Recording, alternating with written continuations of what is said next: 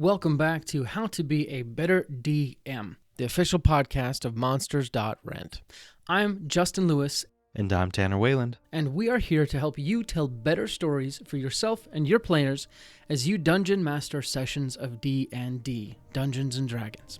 We'd like to give you some quick announcements. We actually have one before the show, and then after the show, if you want to stick around, we have some more announcements then as well. But first, let's talk about this. Tired of being alone? Are you tired of not having any of your players understand you? Are you tired of never truly belonging? Well, you're in luck. All you need to do is join the Guild. The Guild is a unique and exclusive experience that is only open to Dungeon Masters. It is a full community focused on helping ease your DMing burdens. Want to meet other DMs? Join the Guild. Want to discuss your homebrew ideas with people who would appreciate it instead of just telling your cat? Join the Guild. Want to find a place where all your wildest dreams will come true? Join the Guild.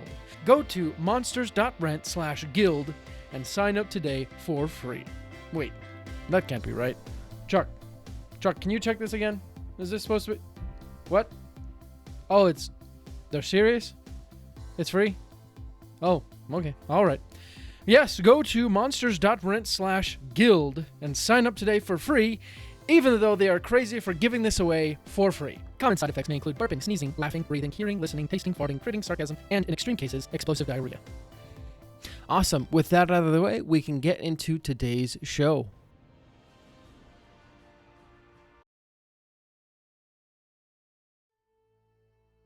Hello and welcome to How to Be a Better DM, the official podcast of Monsters.Rent. My name is Tanner Weyland and I'm here with Justin Lewis. Say hi. Hi there.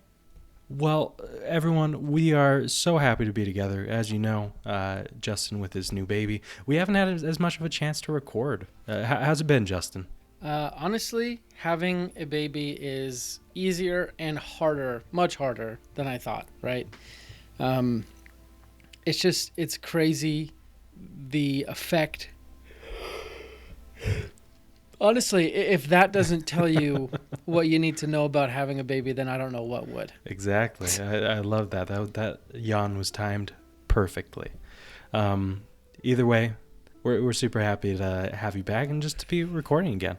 Let's hop into a fun little topic, kind of a creativity focused topic about how to make a campaign that is focused on going on an expedition. Namely, what makes it an expedition-based campaign different from a normal campaign? Now, Justin, have you ever seen any movies that come to mind of like an expedition or a journey or something like that? Absolutely.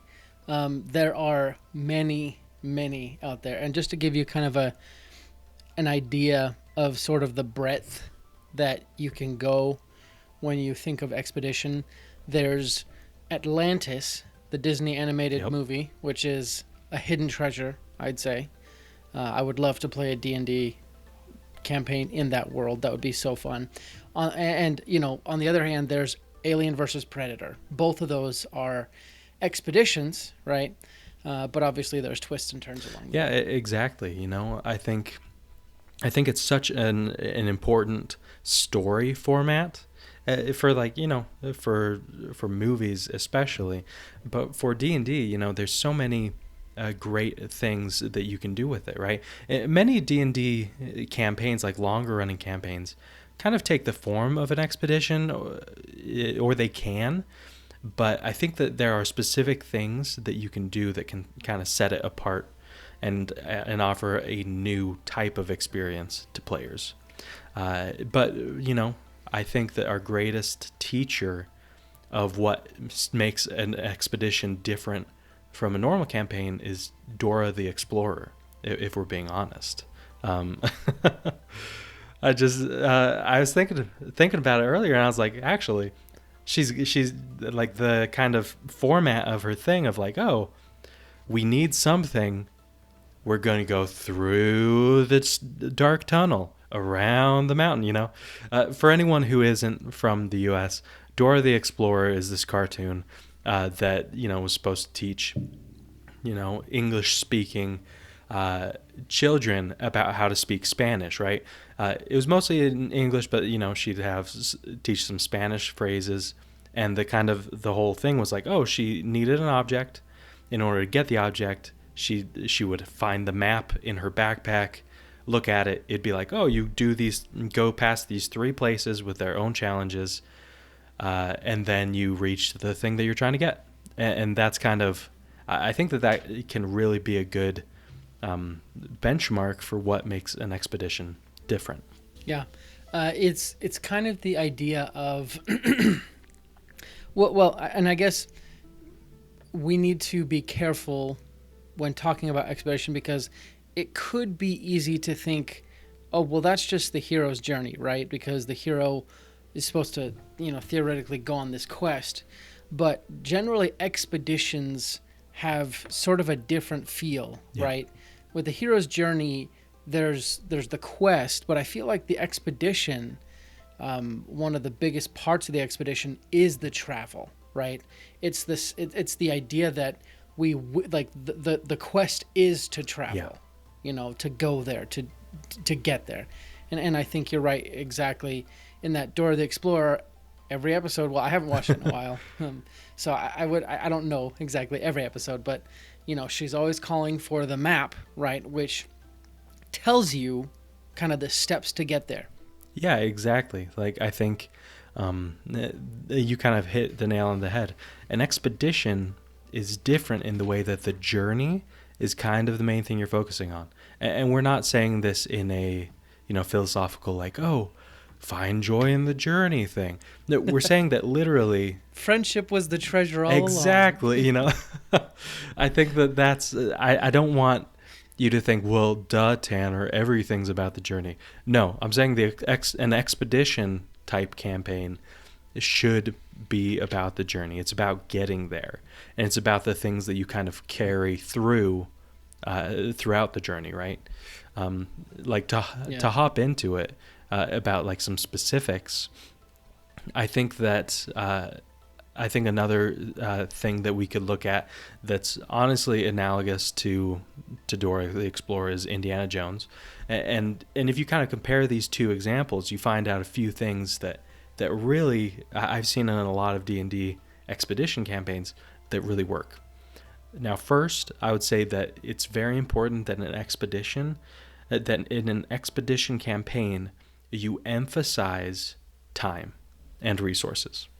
Now, by this I mean, like, usually, and I do this too, DMs, we will kind of retcon or hand wave using rations from day to day, or food, or anything like that, right? And even like, oh man, it's really cold outside because it's winter.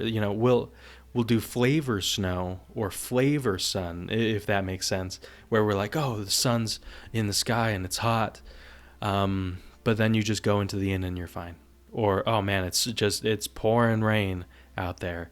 Luckily, you're near your house, so you go back inside. With an expedition, you actually take these mundane elements and you're like, hey, roll skill checks. It's freezing outside. Or, man, the rain has gotten really hard and there's a mudslide on the road that you're on. And you kind of make the journey have traps. You make the journey have enemies. You make the journey have items in a way that usually you might reserve for just like a dungeon, Absolutely. And in bringing that up, I think it's important to talk about two things. One is you can make an expedition. Sorry, my kid's crying in the other room. But you can make an expedition campaign not be an expedition campaign, right? So what do I mean by that? In my current campaign, right, my party entered the Astral Sea to get to, well, in my campaign, the Astral Sea is basically Treasure Planet rules, Classic. Right? Where every plane is, super fun. Every plane is a different planet, and you can get there on basically, spaceships. And they are trying to get to this far-off planet to rescue some friends of one of the party members who have become slaves, right? So theoretically, that could be an expedition, Yeah. right? Somehow, I made it not an expedition, right? And I think part of it was I definitely forgot that, you have very cool touristy spots like we kind of talked about, like, it's this journey. But I think I also fell into the main trap of expedition type stories in that I made it a slog, Yeah. right? Uh, there's one side where you have to keep track of rations and you keep track of the days you're traveling, and there's the other side where you're essentially playing, Oregon Trail, where every day's very similar, right? Like you sort of run out of things to do every day. And I think it might be good for us to talk about ways to make it so it isn't so much of a slog, but you still incorporate some of those really interesting mechanics like, hey, it's been snowing every day. Are you going to get a point of exhaustion today, right? Or what can you do around that? So I think that might be something we should talk about too. Yeah, I totally agree because I've noticed that too, where it's like, hey, you might get excited as a DM about this concept of like, oh my goodness, I'm going to have him roll for survival in a real way, the ranger's going to just hit his peak in this campaign because, we're going to be out in nature. But that can get really boring because it's one thing to be like, oh my goodness, a monster like breathes ice breath on you, roll this kind of check, right? That's very different from like, oh, hey, you've been at cold for the past few days. Roll a check to see if you get hypothermia or something, right? Because like a monster is very exciting and is very immediate. Weather is not. And so I think that a few ways that you can do this is, having limits and stating those kind of like limits to the players in a way that they can understand, like being like, oh my goodness, you see that the map, you are halfway through this region that's very snowy. You still have another half. What's your plan? And giving them specific things, consequences, but maybe even more specifically giving them like explicit goals, like being like, if you do not find shelter, I'm going to roll a thing, and if it passes, you lose a finger, right? If you give certain things like that it's like time barred, it's not just a consistent thing, it's like it's one event that you're being explicit about, but it has a consequence and it has a specific goal that you are giving them. I think that can add some good direction that will kind of make it less of a slog, if that makes sense. Oh yeah, I think you're exactly right. And another thing that you were saying that really kind of triggered on me, maybe one of like the biggest keys of the expedition is the map, Yeah. right? And normally it's a multi-staged map, right? Mm-hmm. It's a treasure map where take 15 paces to this landmark and then do something else rather than go into the astral sea and then go to this planet, Yeah. right? Like my case. And with those sort of maps where it's like, and then the map doesn't always necessarily need to be clear, right? But it does take you from point A to B to C to D to E to F, which is where you actually want to go. All along the way, those points are points of interest. And at that point, it becomes a lot easier to do every single day or do like what a lot of movies do and do sort of montages, Yes. right? Where, for the next 2 or 3 days, you guys are walking through the snowstorm, and, behind the scenes, you can roll whatever you want and decide, oh, a storm hit. And guess what? Like Tanner said, you guys have to find shelter in the next half hour or each of you are losing something that's attached to your body. Yeah. And I think, that makes it a little bit more manageable, even for the DM, because all I have to worry about is this stretch and then this stretch and then this stretch, right? And it's I know we talk a lot about railroading a lot on the show. Mm-hmm. It's railroading, except you're not railroading because they're railroading themselves. Yeah. Right? Yeah, and that's the thing. An expedition, I think you have a little bit more license to railroad because you're kind of being like, hey, I'm taking you on a literal journey. come along with me. You know, so that kind of brings us to another part of this, that it's like, hey, if you're going to do an expedition type campaign, you're going to want some interesting spots along the way, right? Yeah, you want the journey to be interesting, but you want some specific spots that fulfill a couple things. One, they show a change of pace, right? So it's not always going to be a city, you know, and it's not always going to be a dungeon. It's going to be a little peppering of each, right? And sometimes it's just going to be a little oasis, right? An oasis where it's like, oh, a monster attacks them, or, you know, or a trap, or they find a little tunnel like at the bottom, at the very center of the oasis, of the pool, that if they dive down into, there's a treasure chest or something. You know, you want highlights along the way, almost like tourist spots that stand out, right? Much like you would in your, if you were to go on an expedition. I say in quote marks because, like, the closest anyone gets to an expedition nowadays is going on vacation. But you have, like, the travel is interesting, but it's less interesting if you're not going between interesting spots, you know? Absolutely.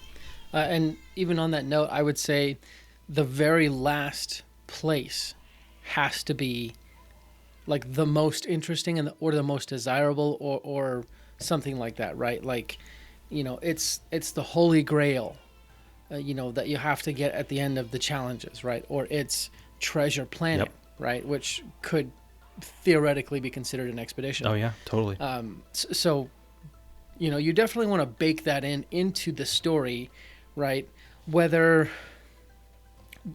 you tell your party members everything, it's up to you, but they need to have some sort of large motivation to get there. And because of that, because there's often this large motivation to get there, there will often be reasons for others to try and get there as well. Yes. Right? And, you know, in expeditions, I think one constant has to be danger, right? And the unknown, right? You know, thinking about Jumanji, like the latest Jumanji movies where they're in a video game, right? That's sort of an expedition because they're going from point to point to point, trying to do certain things, and the goal is to get out of the game. There's always this nemesis that kind of wants the opposite of what they want, but there's also like sort of environmental danger. And so you never know if when you get to point B, you're going to see the nemesis, or it's just going to be like a sandstorm, right? Exactly, you know, because you kind of need that consistent sense of danger, but sometimes you want it to be a specific type of danger that's following, right? Because, I mean, isn't that more interesting storytelling, right? If at the start of your quest, like the town mayor or a dying scholar is like, oh my goodness, you have to get the book of such and such before they do. And then suddenly you have someone that you're chasing, or who's chasing you, or that you're both chasing after the same goal, right? And that's just great storytelling, and it allows for interesting run-ins along the way. Going back to Dora the Explorer, it's exactly like Swiper, you know? Swiper, no swiping. Once again, for people who don't know about Dora the Explorer, every episode, she ran into a specific fox with like a thieves bandana, something like that, but like over its eyes, and it would try and steal something from them, from Dora, right? And you see that in Indiana Jones, where it's like, oh, the Nazi that he runs into at the very start of the adventure is the one that follows and chases him throughout the whole thing, right? And I think that's not accidental. It's not because they're like, oh, what do we do? I guess we do this. It's like, no, that adds tension and it adds conflict, and it also makes a reason for your players to hurry, which can't be overstated. Because with an expedition, players could be slow about it, and you want to have a sense of urgency to be like, hey, the other people are on their way too. They might be ahead of you. Can you really afford to rest? You know? Yeah. And we're coming down to the end of today's episode. I think it would be really cool if we gave sort of like an off the cuff, I guess, example of like some sort of expedition you could do in a D&D setting, right? Like we just make it up on the spot. I can go first if you want. let's say in this world, one of the gods has just decided to retire, right? And so he's literally giving his godhood up to the first, whoever can get to his house. His house happens to be inside a pocket dimension, and he's placed portals all over the world, right? Mm-hmm. And he's told you, if you can get to this portal, and then he probably says some riddle. So once you get to the portal, you enter the pocket dimension, have to travel through his realm, get to his house. The twist at the end would probably be that he's not actually looking to give up his godhood. He's probably trying to root out his biggest competitors. So he kills people who probably could kill him or something like that. Or he does give it up. Anyways, that's one quick example, because in that, you and your party would probably make it to a portal, come out the other side and see a rival party doing the same thing and realize, okay, this is a race for time.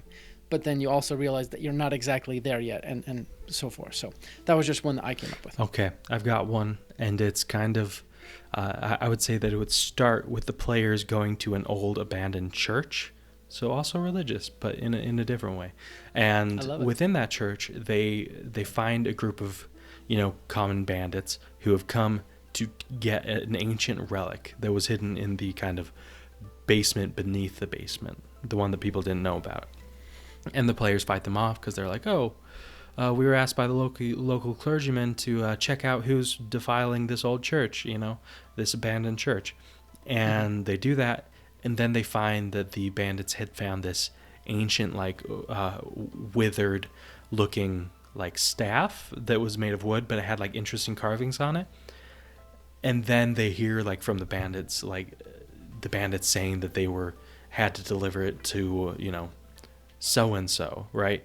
And then they find clues on the staff, and they go back to the clergy who assigned them, and they were like, oh, this is the staff of, Yggdrasil or something, right? That, the world tree. Mm-hmm. And it has writing that can actually lead you there. And then that goes on a journey, where they take the staff. They have to go to the Druids' forest to get some, knowledge there. And then the Druids are like, oh, we could help you, but this kind of info was in our library at so-and-so, and then you go there. And then the library actually has the info, and then you go to the world tree. Whatever it is, it kind of builds upon itself, I love that.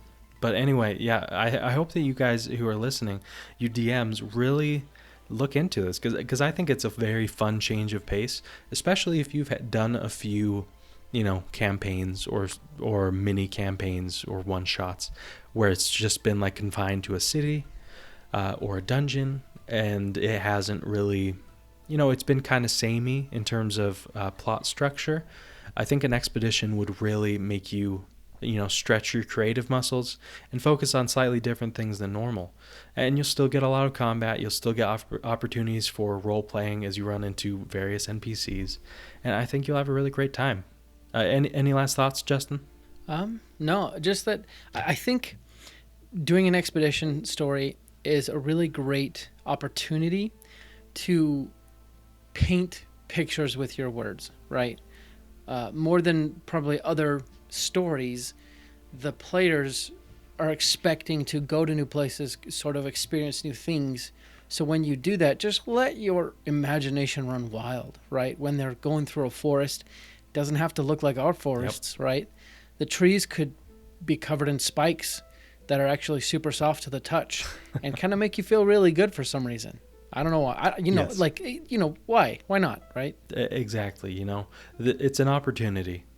If you've ever seen a movie like that, like in Indiana Jones, or played a game that's been about expedition like Uncharted or anything, you know that the locations and the things you see are just beautiful. And that's an opportunity for you as a DM to just kind of just mainline a bunch of, cool locales in front of your players. And I think that is a really fun time. And I hope you find an opportunity to do that in a campaign in the near future. And until next time, let's roll initiative. Thank you for listening to today's show. We really appreciate your support and your patronage. We have a few more announcements to go over. First, did you ever fall in love with the library as a kid? It was a place where you could experience 1,000 stories without having to buy 1,000 books. That is what Monsters.Rent can do for your D&D campaign. You can rent and swap out as many quality miniature monsters and creatures for your D&D party as you could ever want, without having to buy them. You can rescue villagers from a kobold camp, or lead your party through the fighting forest, or many more adventures. We're coming out with new bundles all the time. Just sign up for our subscription to get access to your own personal library of minis. Go to Monsters.Rent to find out more. That's the website. Monsters, with an S, .rent. Get your library pass to a world of minis today. We also wanted to let you know that today's episode is sponsored by Stardust and Dragons. I'm going to let one of the cast of Stardust and Dragons, Christian Hatcher, and his crew tell you a little bit more about it. This August, a new adventure podcast is coming to a platform near you, filled with action, Shoot one of the two of them. We can't keep taking hits like that. drama, Everything that she's been doing, everything she's going to do, finally sets in. and stardust. Help! Help! Someone, please! Find out more about this epic odyssey at stardustanddragons.com, where adventure awaits in the stars. That's all the announcements we have today. Again, thank you so much for everything you do for us. You make this show possible. Like we said before, we'll be back next week with another great episode, and until then, let's go ahead and roll initiative.